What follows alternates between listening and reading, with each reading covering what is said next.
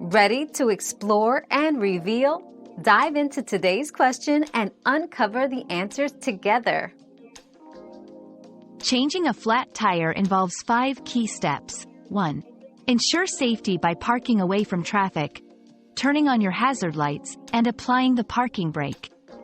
2. Loosen the lug nuts slightly before lifting the car. 3.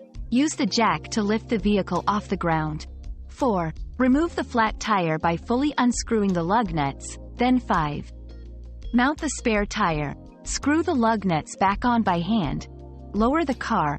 And finally, tighten the lug nuts securely with the wrench.